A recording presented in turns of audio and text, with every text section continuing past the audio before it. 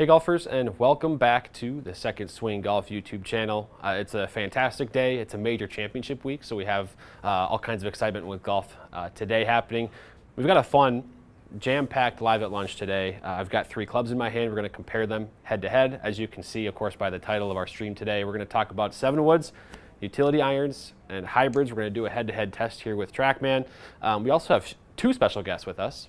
I've got Tyler Fitzel here with me in the Bay. Tyler, of course, you know him, master fitter at the Minnetonka store. And then joining us remotely from our PGA Coaching Center Tour Van Bay is Blaine Seitz.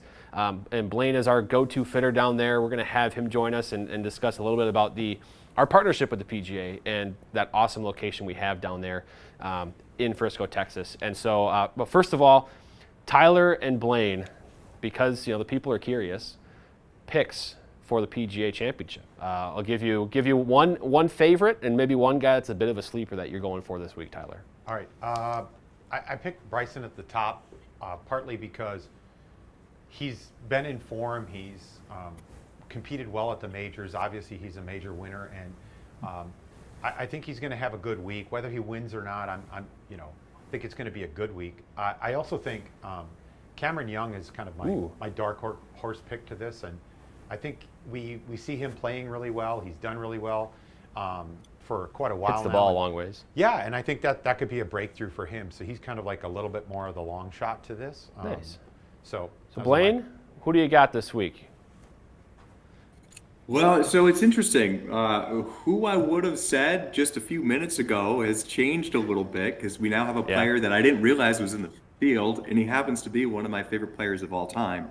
So realistically, coming into today or coming into this week, my pick would have been for Rory. Now, Rory obviously still has an opportunity to do it. He just won the Masters with 4 double bogeys on the card. So even starting off the round 2 over, it's, he's putting himself in a tough position, but there's always a chance that he can come back from it. But my dark horse pick was Ricky Fowler. He's had success at Quail Hollow in the past, but having looked at the leaderboard, Luke Donald's up there. And I absolutely love Luke Donald. I've been following him for years. We happen to be the same size, same build. We hit clubs very similar distance. He's just way better than I am. But just that classic English swagger he kind of has, reminds me of like a James Bond type of a character, very classy. I'd love to see him do well this week. Yeah, that's certainly a name that I wouldn't have anticipated being up high on the leaderboard right now. But if he stays in the mix, that'd definitely be a different style of golf that we see up there than maybe expected this week. So, well, for those joining, we'll get into this kind of test and comparison here shortly. But we do want to give Blaine the chance to kind of give us the rundown of what it's like down in Frisco. Maybe the viewers don't know that we have a location down there in Frisco, Texas at PGA headquarters down there. So Blaine, talk to us about what you have available down there, and I mean also how people can schedule a fitting there and the benefits that golfers get there. Absolutely. I'm very fortunate to be here. We have a world-class facility. We're obviously in Frisco, Texas. PGA of America relocated here from Florida a couple of years ago. Oh, beautiful picture right there. Thank you. So we are on premises here. We have a $500 million resort, and they spared no expense, and the coaching center here is no exception to that. So for those of you watching who have gone through a fitting or have seen enough of our content to kind of see what our facilities are like around the country, we've essentially emulated that here at the coaching center and take our entire tour van and burn it down into a single fitting bag. And so I'll give everybody just a quick little peek around here. And what we can see is all the same components that you would expect at any of our locations. We're still brand agnostic. We still represent absolutely all the same stuff that you would get at any of our locations. We just had to manage it a little bit of where we're going to put things and where we're going to hide things to make it a really seamless process. But the big part, my favorite part, and I know everybody's a little bit jealous of this, but I got the best view. So with the press of 2 buttons, go ahead and lift up the screen and the door, and then very quickly we have the ability to hit outdoors and see full ball flight. That's one of the things that separates us not only from the other locations that we have at Second Swing, but from other fitting facilities everywhere around the country. To have the ability to fit both indoors and outdoors is really special. especially with things like testing turf interaction, wedge fittings, or for example, this range that we can see right here, 28 days a month, we hit directly into the wind. And that's actually a really good thing for us in a fitting environment because we can start the fitting indoors and really control all those elements. And then hitting into the wind really exposes things, and we can start to make some fine-tune adjustments, either to hosel settings, maybe tweaking the golf ball itself. But there's a lot of really cool things that we can do here. Now, depending on how the day is set up, there are days where we can't hit directly out of here, maybe because of the way the range is set up. But very fortunately, we can literally just pop ourselves out the side door, and now we're on the rest of the teeing area right here. So we can see where the driving range is. It's expansive. I mean, I think it's 200 yards from one side of the driving range to the other. It's a couple acres, and the driving range itself has 100,000 golf balls on it.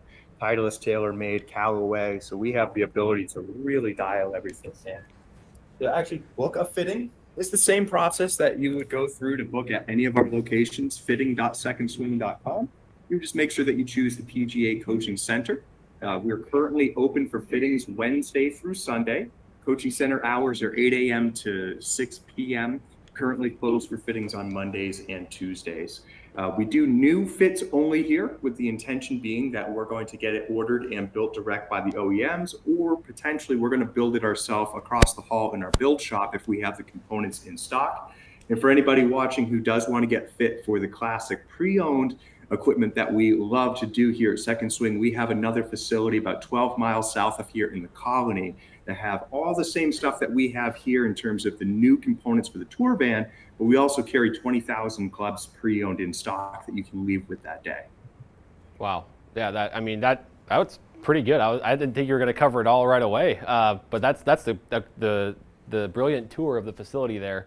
And I mean, like you mentioned, the big advantage is being able to go on grass, hit real shots, see the ball flight, and then of course even going into the wind a little bit down there in Texas is probably pretty valuable. I'm sure that's something that those golfers deal with quite a bit, very frequently. So yeah, I think the message here is if you happen to be in Texas or you're going to be going to the Dallas area and you need a club fitting, our location at PGA Frisco is certainly one to look at, and it might be best for your game. And you get with Blaine, get yourself dialed in. So today, let's get now to, I guess, the meat of the conversation today, the topic that we wanted to go to. I actually asked Blaine for some suggestions here on what to cover today. This was one of your ideas, Blaine, and it's been, I know, Tyler, you have this conversation with fitters or with customers as well every day.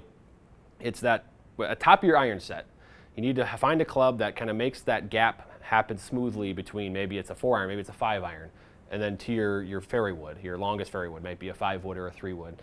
And we have all these options. So with me today, I've got I guess we're gonna go the same brand, but I've got Ping. I've got a 7-wood Ping G440 Max. I've got a hybrid. This is the G440 hybrid. And then I've got an I crossover that I've brought today. We're just gonna test them. We're gonna help golfers hopefully make that decision for themselves, which one is right for them. So Tyler, I guess as we go and get started, what have you seen in fittings with this particular discussion and conversation? Yeah, so this is really a kind of the bulk of what we do on a day-by-day basis as we start to set up what's in the bag. And it's okay even if you come in for an iron fitting or just a wedge fitting or a long game fitting. We're trying to figure out kind of what are the tools that we're going to need there. So we talk about, hey, do we like a hybrid? Maybe some people don't like a hybrid. They don't like the way it looks or haven't performed well with it. Might be a driving iron, might be a fairway wood. We're trying to get the clubs in the bag, and what I like to say is I'm looking for the next club after the longest iron, whatever that is. So it could be any of the options, and I don't care what the number on the bottom is. I don't really mind what type of outcome that we get out of it, as long as we start looking at what would be the best next club in the bag. So some of the things that we talk about a lot are about launch and spin. And we're looking to see what kind of carry distances we have, what sort of dispersions that we get with it. So it's a very important topic, and it pretty much happens in every fitting, because if we're addressing something in the bag, even if we're talking about how many wedges I need, I'm still looking at the other side of the iron set. Right. And I'm looking at it saying, okay, well, what are we going to do here? Right. I mean, especially when it comes to wedges and bringing that conversation full circle, if you have 2 wedges in the bag, maybe you go from, maybe it's a 50 and a 56, right, or 50 and 58. Whatever the case might be, that then might impact how many clubs at the top of the bag you have. Maybe you have another weapon to play with there, or vice versa. If you go with 4 wedges, then you maybe have to take one out, and that makes the conversation a little bit more complex. So we're going to do some testing here in a second. Blaine, just going to get your perspective on this conversation and what you've seen with golfers here as well. Yeah, I think Tyler hit the nail on the head right here, where it's really coming down to what is that next club that a player can control. And one of the things that we're seeing is that, especially here in Texas, I'll say this. What's interesting is when we look at, say, my own bag this year, I did something a little bit unique where I was debating, do I do a driving iron? Do I do a high lofted fairway wood? And after a lot of deliberation, I actually put them both into play. And I now have 2 clubs that sort of cover the same gap, but do them in a very different way. Now, this is very situational dependent, and the reason I did it might not apply to those of you watching, but this is where having a fitter can kind of guide you. But what I found for my own game is I play enough golf where I have a 220 to 240 shot quite often, but I need some versatility. So I ended up putting a driving iron in that'll give me about 85 feet of peak height, and then I have a 7 wood that gives me about 120 feet of peak height, but they cover similar gaps.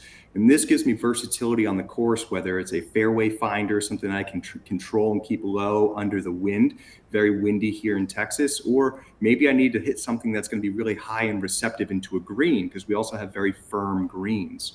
And so that was one of the things that I did with my bag. But again, I really like the point that Tyler made is there's some times where you get a player that historically they just don't like, say, a hybrid, or maybe you give them a fairway wood and they don't like seeing the loft of it. Maybe they're historically an iron player. So having that conversation with somebody and understanding their game and what their goals are and where they're going to use these clubs is very important. And to sort of tie it in with what you were just talking about with the top of the bag, the bottom of the bag, and how they lay together, to use an example of our good friend Kate Smith-Stroh, when she was in here back in December getting fit, one of the conversations that we had was actually taking a wedge out of the bottom of her bag to be able to put a high lofted fairway wood in the top, because she found that the courses she's playing out on tour, there's a little bit more of a premium for those longer distances where her accuracy and ability to hold a green has a little bit more of a premium on it. And then she's very comfortable with her wedges. So it was okay for her to have 6-degree gaps instead of a more traditional 4-degree gap. She knew that she can manipulate and have really good distance control. So I think a big part of it is getting to know the player. What are the goals and how can we use the tools, a golf club, we'll just call it a tool, to hit the distance that they're trying to hit and to hit the shots that are going to be most conducive to their game. Yeah, that's obviously the big contributing factor to this whole thing is, and I like what your example there, Blaine, and your own bag was that it's not necessarily, doesn't have to be yardage gapping as the purpose. Maybe it's just a function purpose. If it's, as long as they achieve 2 different goals, that's the ultimate reason to have a club in the bag. There needs to be a purpose for all 14 of them. So, and the question I think you have to ask yourself, even just the golfer in general, do I have a club in the bag that I don't use very often, and why? Mm-hmm. Because what I look at with like a long iron and saying, well, I don't really use my 4-iron. Okay, you don't use it, but why? Well, it's not effective. Well, that's what we're looking for. So it's really just, you can ask yourself, is like, do I have clubs that aren't really, that I'm not really getting the most out of, and why? And then start to address that question. Yeah. So I think what we want to do today is, we're going to do this comparison. I've got the 3 clubs here, and then we're going to we got TrackMan set up here. I know we're, 15 minutes into this, but I think that's what people have been waiting for is, trying to get that, the data behind this and see some real evidence here. So I guess from this perspective, is there a particular club, Tyler, that you would want me to hit first here, or? No, I think we just, like we would in a fitting, hit, 4, 5, maybe 6 shots with each club, and then just kind of take a look at the hole and see what some of the differences are amongst them. We haven't made any changes. They're just all in standard settings, and we've got a stiff shaft, more tour grade, so it's a little heavier, a little stiffer, and that kind of accommodates your club speed and the way you move the ball. All right. Well, yeah, let's get, like you said, we've got, it's Ping G440 for the hybrid and the 7 wood. Growing tour chrome shaft, and then we actually have a 1K black in the 7 wood, but they're the extra stiff, and they're designed for kind of my swing speed and I actually have used Tour Chrome in my eye crossover as well currently. So Is this the 3 or the 4 hybrid? this is a 3 hybrid. Yeah. Okay, got it. Cool. All right. Yeah. Oh, and you got me on the PGA National fairway, I Tyler, had to. so- Well, it's the PGA Championship. This is PGA National. We're coming from the PGA Learning Center. So That's right. I suppose that makes sense. It's just you're challenging me quite a bit here. yeah, it's a PGA day. Blaine, do you use this one when you're this layout when you're fitting people? Because that's kind of intimidating. I like St. Andrews. Okay, that is a little more open for me. I do too. But, all right.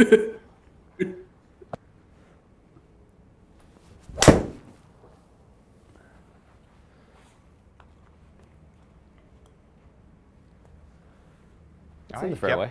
Kept it in the fairway. I like that for this in particular too. Like I mean, this is a course strategy thing, but like I'm hitting my distance is going to be right where those bunkers are on this hole. Yeah. So I probably would actually hit something longer or shorter than this, but for the Well, sake that's of, we're trying to find accuracy here with this as a tee club for a lot of people too. Yeah.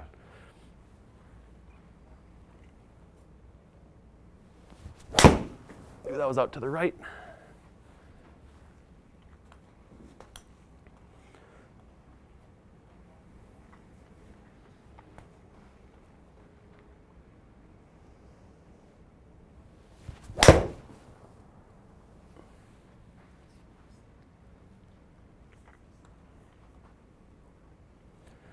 Do you have, I guess I'll ask you guys as I got a couple more hybrid shots. Maybe Blaine, I don't know if there's like a split of, these options. I don't know if that makes sense, but like, if there was a percentage that you could kind of pie chart it between 7 woods or maybe a high lofted fairway wood, whether it's a 9 wood or a 7 wood, utility iron or hybrid, is there a number off the top of your head that makes sense for that? Or maybe that's the wrong way to look at it.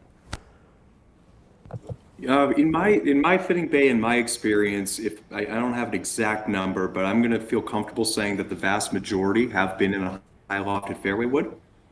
It tends to fit out that way. There's a couple reasons for that. At least what I've seen experience-wise, the longer driving iron isn't always conducive to slower swing speeds. There are exceptions to that. We'll use you as an example. You obviously have some club speed. You're getting 225, 235 carry. So the functionality of a driving iron really is meant, in again, most cases for that speed. And what ends up happening is there comes a point for any player, regardless how fast, even somebody like a Bryson, there comes a point where if you take off enough loft, that club that should go further doesn't actually go further. And so we see this a lot, maybe more on the top of the bag, where players will come in, they want to get a 3 wood, but maybe they hit a 5 wood past the 3 wood because the conditions are a little bit better. It's up in the air a little bit longer, it has a little bit more spin, retains some really good ball speed, and it's just a little bit easier to hit. So as a very general rule of thumb, just because of the profile and the center of gravity placement, when you have something like an iron with that CG very close to the face, it's going to require just a little bit more ball speed to make it function properly. When we get into something like the hybrid and the fairway wood, we're obviously able to move that center of gravity lower and further back. And that allows the club to hit the ball a little bit higher with a little bit more spin in most cases, and creates a little bit more forgiveness as well, or MOI, resistance to twisting, creates a little bit more effective sweet spot. So if I had to make up some numbers, if we had 10 people in here, maybe only one is going to go into a driving iron. I'd say probably 5 or 6 are going to go into a high lofted fairway wood, and the other maybe 3 or 4 are going to be into a hybrid. Did I say fairway at first? So about half fairway, 3 or 4 hybrid, maybe 1 driving iron. And so between the hybrid and the fairway wood, it's really coming down to testing. That's a thing that we may or may not know ahead of time until we hit both of them. Potentially it's a conversation. Maybe they both hit the number, but one of them gets there very differently. So here in Texas, if you have 2 clubs hitting the same number, but one of them is, let's just say, 100 feet in the air and the other's 120 feet in the air, and that person plays in a lot of windy conditions, we might be opting for a slightly lower ball flight so it doesn't get knocked around quite so much. But again, the big thing, I like what Tyler was saying, is it's a tool. Does the tool do the job that we want it to do? And when you have a player in the bay, the conversation is really important, asking the right questions. And really, the first thing I ask every player before we even begin the fit is, what's going to make today a successful fitting. I don't want to make any assumptions about anything that we're going to put in the bag. I don't want to tell you what's good or not, because you know your game more than anything. And so if you hit a ball and I see a flight that might look really good to my eye, I'm going to ask you, what do you think about that? What do you think when you see the ball in that window? What do you think when you see that shape? Because it might be something that, to me, I'm like, oh man, I wish I could do that. I wish I could hit it that high. I don't hit the ball super high. But maybe to them, like, that's too high. And then we have to shift our gears a little bit. And so to me, the fitting process and the collection of the data is to justify what it is that we're looking for, or the expectation that we can get out of it. You know, in theory, a driving iron, a hybrid, and a fairway wood, they're all correct. It's just a matter of the application of how and when and where you're going to use them. Right. Yeah, that's exactly it, and that's kind of what we're going to get to today. So I just hit some hybrid shots, and I think, you know, we can get into that data. I did want to make a note that there was someone in the YouTube chat that mentioned, you know, having a back surgery and how it's actually been made easier to hit a 7-wood, a little bit lighter. You know, you can maintain some swing speed that way. And so I wanted to give a shout. I think that's Zach in the YouTube chat mentioned that.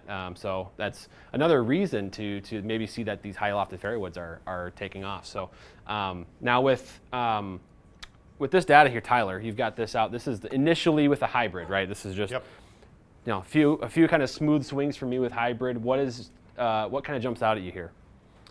Well, the first thing, I'm actually kind of looking at landing angle. You have some good stopping power with this too. So it's not just that we're carrying 225 to 35 kind of in that window, but we're also stopping in about 245 to 55. So we've got, not only have we got the carry distance to this, we have relatively nice stopping power. And when we talk about wind, and that's obviously something that we see in Minnesota as well, like we're in Minnesota just coming off the windiest spring on record. Right. Like, so we've got a lot of, you know, ball flight issues that we kind of have to contend with. And I think Blaine was right too. One of the things that I was going to say is, if you think about it in terms of, sometimes we get our 3-wood to go farther than our driver. This is a common theme. Well, it's no different than when you come in and we say we're going to get a fairway wood, you know, a 5 to go farther than the 3-wood. Right. It's got loft. Loft is really the real key to pretty much any shot that you've got. What is it, and was it enough, or too much or too little? So it's really kind of looking at that launch window, right, and then the landing window. Yeah, and then especially with these clubs, as we get into, so, you know, this is, we're hitting all these in sort of their standard stated lofts, and you're going to notice some stark differences, I imagine. That's my hypothesis, and having done a little bit of this before, I think we're going to see that. But like, you know, a 20-degree 7-wood or a 20-degree hybrid and then a 20-degree iron are going to produce, to your point about launch, very different launch windows. Yep. So I'm going to hit the 7-wood next, and, you know, with that said, I think we'll start to see some of those differences. You know, my club speed and the speed will probably be a little higher, but so will, I imagine, you know, the launch and the spin, and that might affect some of that distance as well. All right, 7-wood, here we go.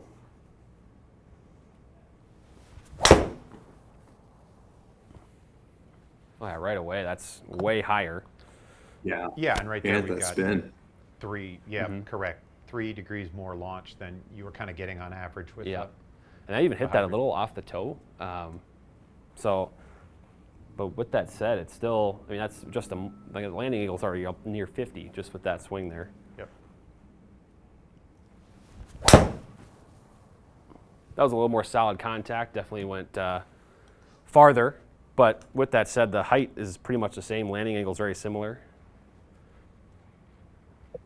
So what's so interesting about this is, if we look at that landing angle, to your point, 47 degrees, that's typically a number that we'd be thrilled to see on, say, a mid-iron. And so now here you are, gosh, 50 to 75 yards further out than you would be hitting a mid-iron, and yet you land it the same. And that's going to be, in a lot of cases, a very important thing to have. Is stopping power is so important for us.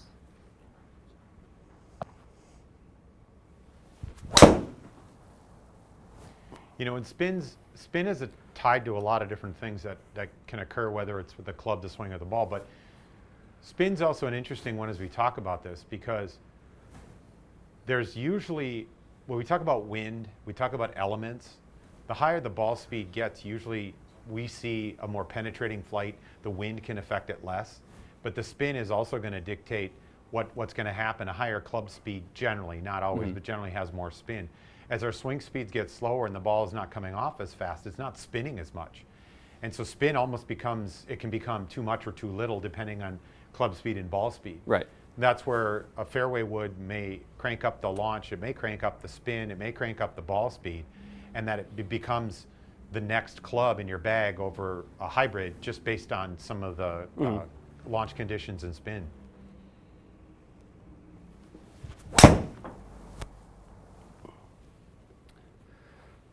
That's a really good shot right there. I hit that a tad low in the face. The spin went up, but my carry distance actually didn't change a ton. I was maybe a tad more efficient on the strike than I thought I was, but that's going to be money every time. Mm-hmm.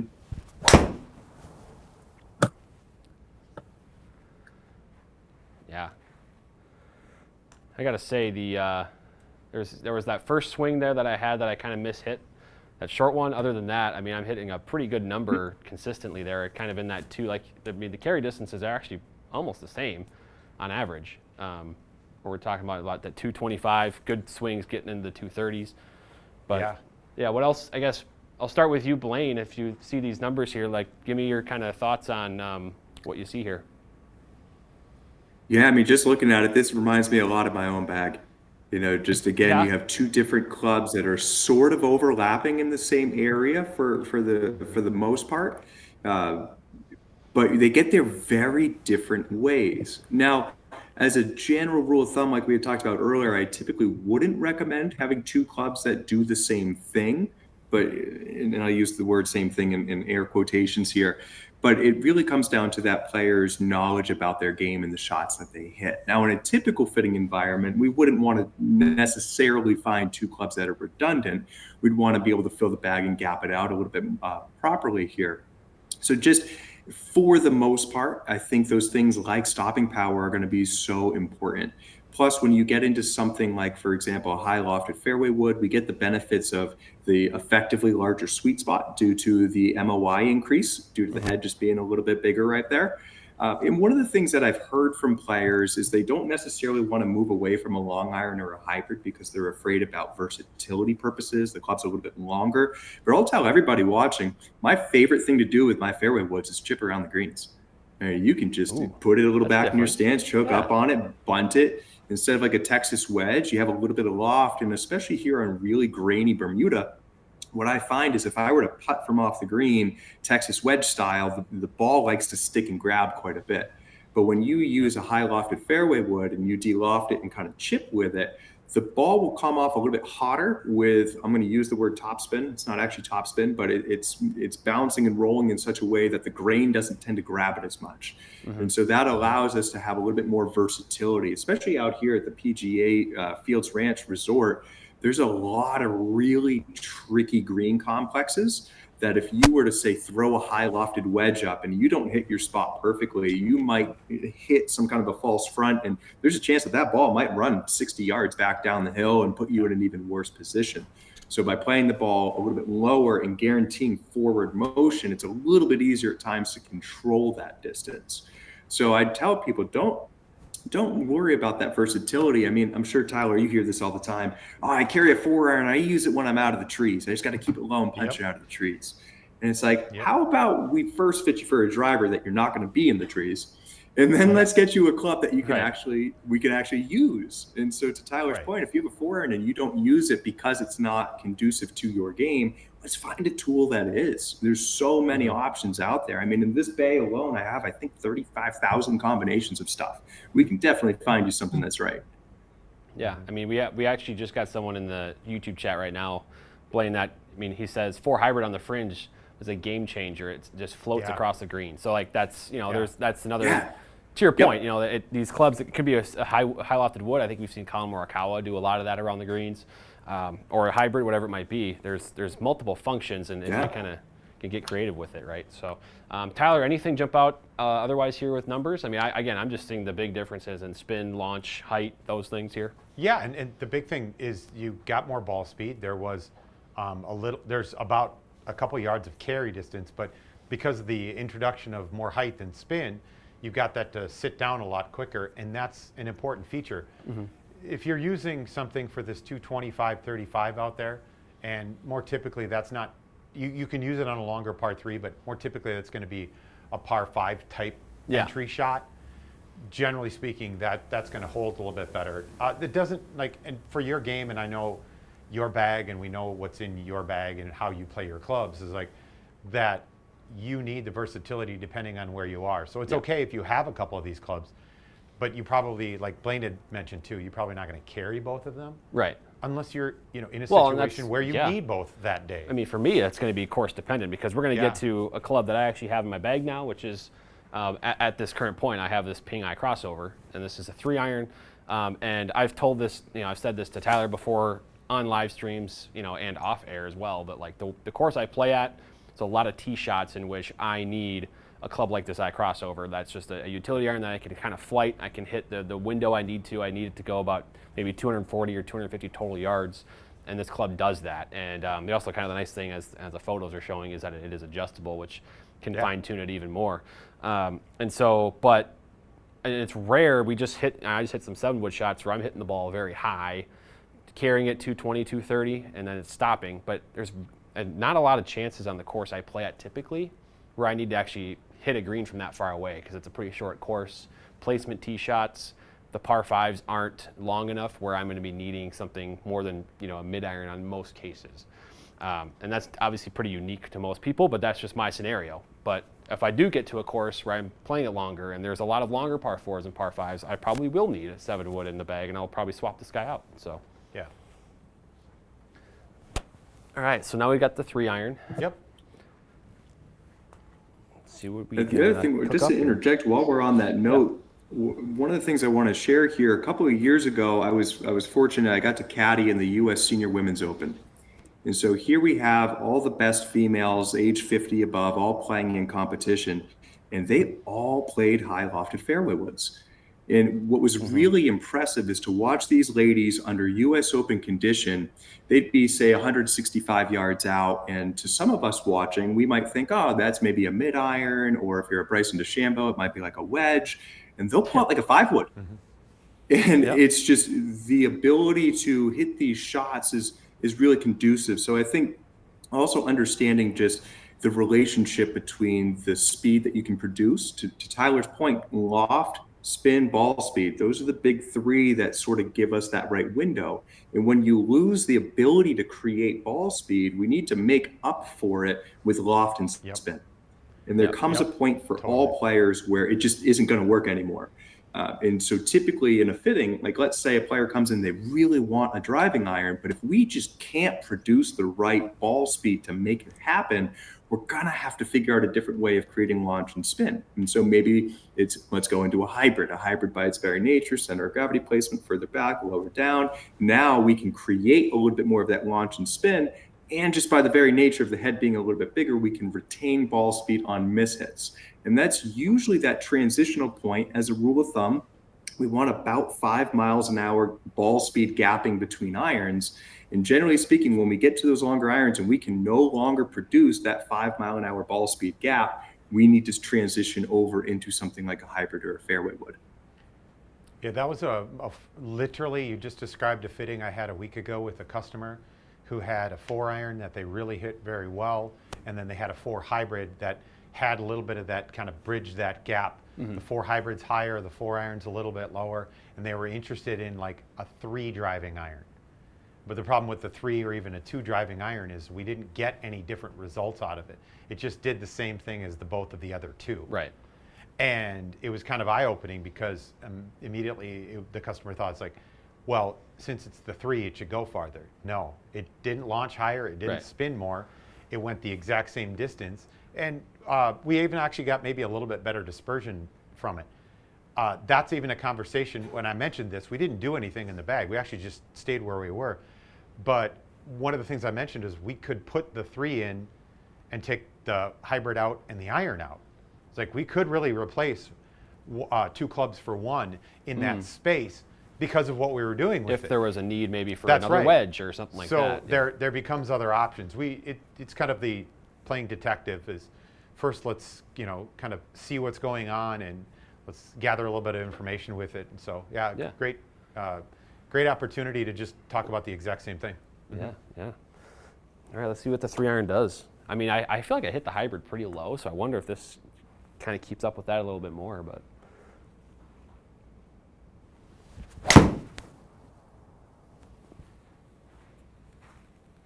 That's definitely a lower ball flight off the first swing there.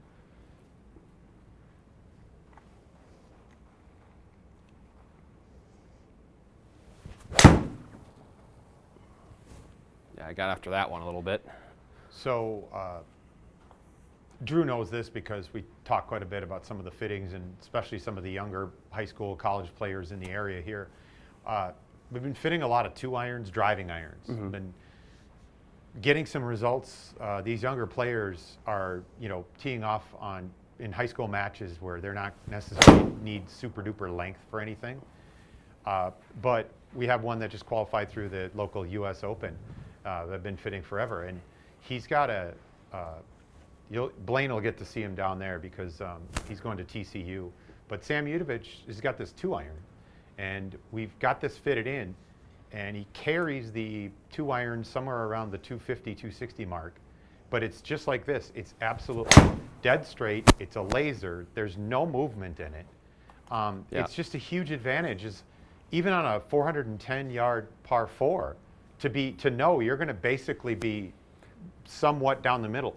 It's just more controllable for him. Right, and then he probably has pitching wedge in still on that type of hole. But also I know a bunch of his teammates. I know a lot of the younger players that have the club head speed that can handle this. It ends up being a very controllable option, and that's where we start looking at the length. Much like you mentioned earlier, it's like where a fairway wood is a little bit longer in length. It has a defined purpose for it. But the first thing I'm seeing out of this is just everything is dead straight for you. There's just not Tyler, a lot you of make a movement great on point, this. especially for the high school kids. If we take TrackMan real quick, perfect, and pull up that dispersion.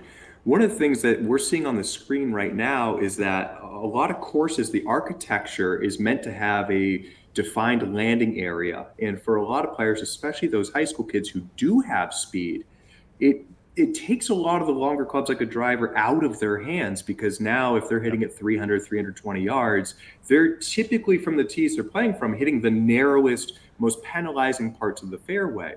So to potentially be able to use an iron to hit a 250 shot where now they have the biggest part of the fairway creates a little bit of an advantage for them. So getting to know the player, the courses that they're on, and just educating a player on course management and where these tools can really come into play is going to be a really big thing. But it's really important because, to your point, high school kids, they might only be playing 65, 66, 700 yards. But with the way golf is progressing, you might have a 16, 17-year-old that could play a 7,200, 7,400 yard course, no problem. But then maybe they come in, hey, I want to get a new driver. I'm not hitting enough fairways. And maybe it's like, no, you don't need a new driver. You hit that great. You need to pick a different club. Right, yeah. It becomes a conversation of just prioritizing, finding fairways on these tougher courses, more skinny tee shots versus hitting driver. I had that exact same issue myself a couple days ago in a tournament. So if we look at this just from some of the numbers real quick, we've got about the same sort of carry distance, the same sort of total distance here, 223 versus about 226, 227. This is rolling out. There is less launch. This is the least launch we've seen, but it actually has a fair amount of spin, so it's not that bad. Even 4 out of the 5 shots are only about 5 yards right or left of target, or center, if you will. Yeah. So there's a miss on one of them, and this kind of capitalizes on one of the myths. We also talk about this. I don't want to make this all seem like the driving iron's the best option because it's going to go straight. At the tour level, 50% of the fairways are hit with a driver for the tour professionals, and any other club they use on a tee shot is still 50% of the fairway. You're not gaining necessarily consistency.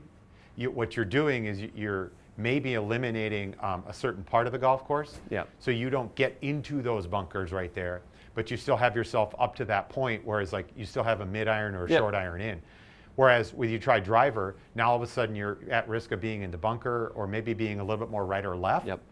So and this is one of the things that we learn as we talk about strokes gained. It's a huge feature that we talk about all the time. How many strokes might I gain if I take that club at 245 off the tee in the fairway versus my driver, which might be 270, 280, but it's going to be a little bit more wild. And it does depend. This is a very tight fairway. I put you here on purpose. Yeah. But this is exactly why this is a great representation of why we would try these three clubs with a fairway like that. Yeah. I mean, this kind of worked out nicely in that it does, just by basically looking at the numbers, launch, spin, height, like it has that sort of, the step-by-step change in those numbers is displayed by each club. And it also makes sense where that swing that I just displayed with my 3-iron is the one I go to off the tee all the time. It's that kind of smooth swing, and we saw that for me at the course I play at typically, that's very valuable. But we also saw how the benefits of a 7-wood for sure would be beneficial on a longer course where I need more of these as approach shots. I have a couple comments in the YouTube chat I wanted to get to as we start to kind of wrap here. Tyler in the chat mentioned, how would you assess a driving iron swing weight if a player needed a shorter shaft? So maybe I'll let Blaine tackle that one. Yeah. Yeah, so there's a couple of different ways that we can handle swing weight depending on what it is we're looking for. One of them is that we can match a swing weight in terms of the rest of the set. And traditionally speaking, something like a driver might be a little bit lighter at like a C8, D0. As we work our way down to a wedge, maybe it's a D3, D4, and just sort of finding where that club would fit in terms of the balance point. Now, beyond that, the other thing that we see with swing weight is in a vacuum, the heavier the swing weight becomes, the more the club head will lag behind. We get a little bit more fade bias. Lighter swing weight, club head comes through, it's a little bit more draw bias. Again, this is on a vacuum. When you put a club into a player's hand, all the rules get broken. Now, where it gets really interesting is that you can't just change swing weight without also affecting the ball flight. And I'll give you a great example. One of the things that I did for myself this year, I did a big experiment with all my clubs, and I changed the lengths dramatically from what I'm used to. More or less my whole career, I've played standard length, maybe a ½ inch under length. And this year, I ended up going 1.5 inches under length. My thought was, rather than playing a standard length club 3 degrees flat, let's cut it 1.5 inches short and play a standard lie angle. And I've done it for a number of reasons. But what ended up happening is when I cut 1.5 inches off, my swing weight went from D4 to C4. And I was very concerned about that. That's a huge change. We changed it almost 10 points. So I took my head and I slapped a whole ton of lead tape on it. And I got it up to D4 at the shorter length. Now, when I did that, my spin rate went from the high 5,000, low 6,000 range up into the high 7, mid 8,000 range, and I lost 30 yards of distance. The main reason for that is these clubs designed from the OEMs there's a lot of engineering and math that goes behind it. If you start adding a ton of mass to the head to get your swing weight up, you now have more mass impacting the ball, and that completely changes the physics of how two objects interact when they're colliding. So we have to be careful about that, and it's definitely doable. But for example, if you took a driving iron, you cut it down 1 inch, and then you add weight to it to get the swing weight up, there is a chance that it performs a little bit differently. Now, maybe that's a good thing. Maybe we find that the driving iron was a little bit lower, like what we're seeing on your screen, Drew. It's a little bit lower ball flight, a little bit less spin. Potentially cutting it shorter and adding more mass now gets that ball a little bit higher with more spin, and maybe that's a beneficial thing. But at the same time, let's say we do it with the 7-wood. You cut that down a little bit, you throw a bigger weight into the bottom using a G440. That's what I got in the bag this year, is a G440 7-wood. And so, for example, if I took this weight on the back and added 5 or 10 grams, now I might lose a ton of distance. Maybe all of a sudden my spin goes from 4,000 to 5,000. Instead of getting 220, I'm only getting 205. So it's very important to understand that you can't just change one thing without affecting everything. And there's definitely things that we can do. When we take a look, for example, in the Ping world, Ping does have adjustable tungsten weights that are in here from the manufacturers. Typically speaking, well, when we order a Ping club, if we change the length, they're already changing what weight is in the tip of the club to get you an appropriate swing weight for it. Some clubs you can do that, some clubs you can't do that. There's also things that we can do. I'll use another great example. I had an adaptive golfer in here a couple of months ago, and we fit him for some hybrids. But in order to get his hybrids to work for him, we needed 1.5 inches longer than standard length, just due to his unique situation. And we needed to have a little bit different set up into the grip and everything like that. So when we did that, the club was very heavy and he was having a lot of trouble controlling it.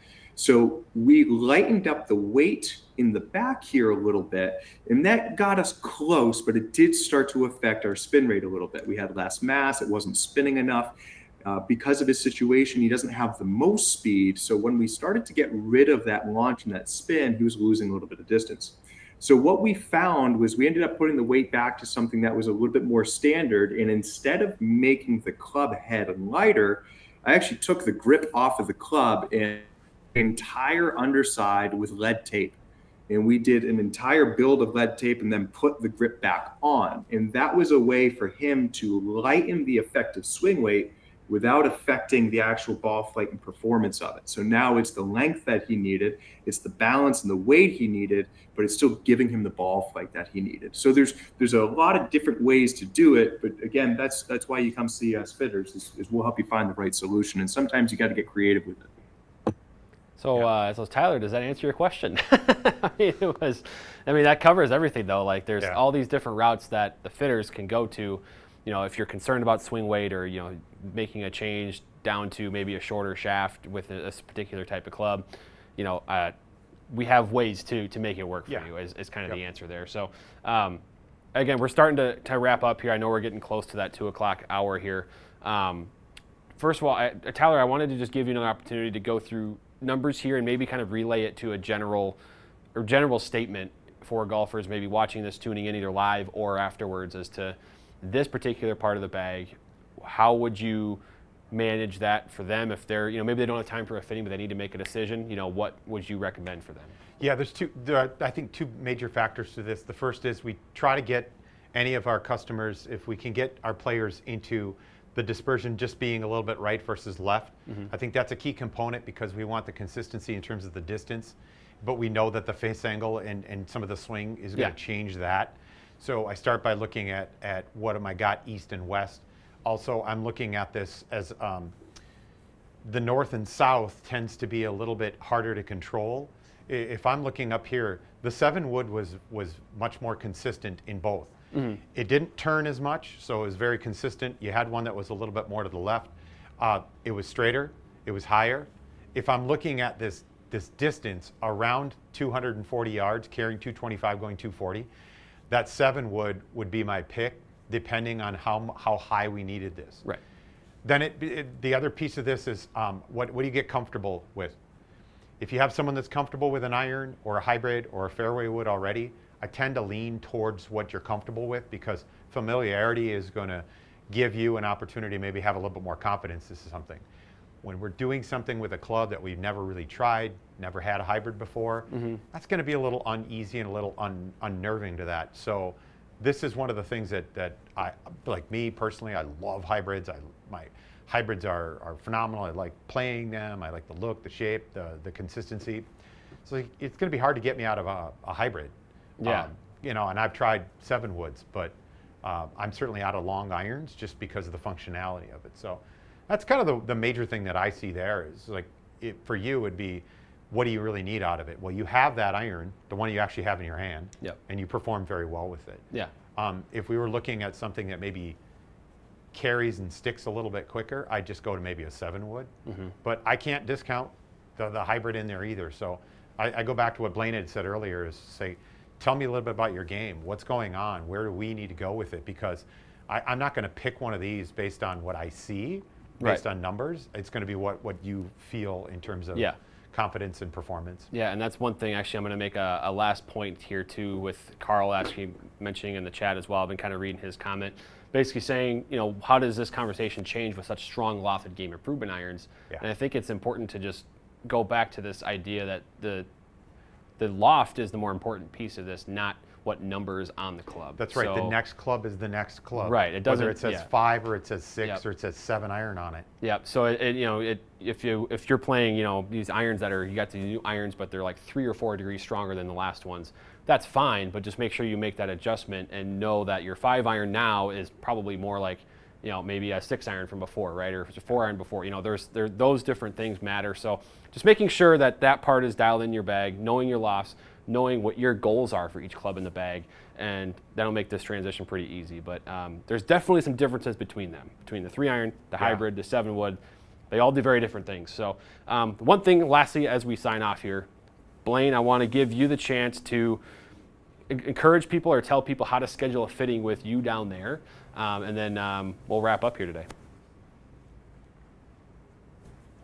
Yeah, absolutely. So the easiest way to schedule a fitting is the same way you'd schedule at any of our locations, fitting.secondswing.com.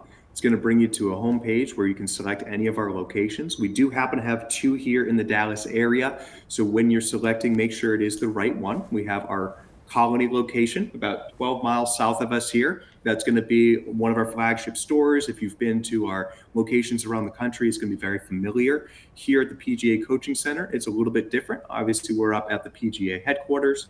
A couple things to note: there's a little bit difference in terms of the pricing and availability, in the sense that we aren't open on Mondays and Tuesdays. We're here Wednesday through Sunday. We're from 8 to 6, and we are new only. What I do tell anybody who is looking to come in is get here a little bit early if it's your first time. The campus is very large. Sometimes it's easy to make a wrong turn when you're walking around and trying to find the coaching center itself. And the other thing is that we do at the resort, it's a very active resort. It's a very family friendly. It's a very active resort. So we have a lot of events as well. They have Friday night movie nights. They do farmers markets. They bring in petting zoos and you name it, the live concerts. So sometimes parking can be a little bit tricky.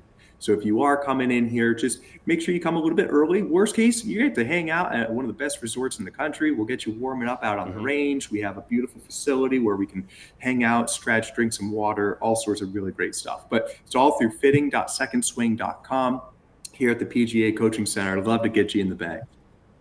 Yeah, that's Cool. It's clearly a really good look at it. If you joined late, Blaine gave us kind of a tour of the facility down there and what our environment is like. It's fantastic. But golfers, I guess that's how we'll wrap up here. Blaine's taking us for another tour here as we start to wrap. But Tyler, thank you for joining. This has been great. This has been a really good kind of conversation. I know some people in the chat got some questions answered. If you still have a question, submit them below. We'll get to them afterwards between Blaine and Tyler and myself. And make sure you subscribe to the channel. Stay tuned next week. We're going to be back here with Tyler doing some more testing live Thursdays at 1 p.m. Central. Thank you guys for watching. Keep your grooves clean and stay razor sharp.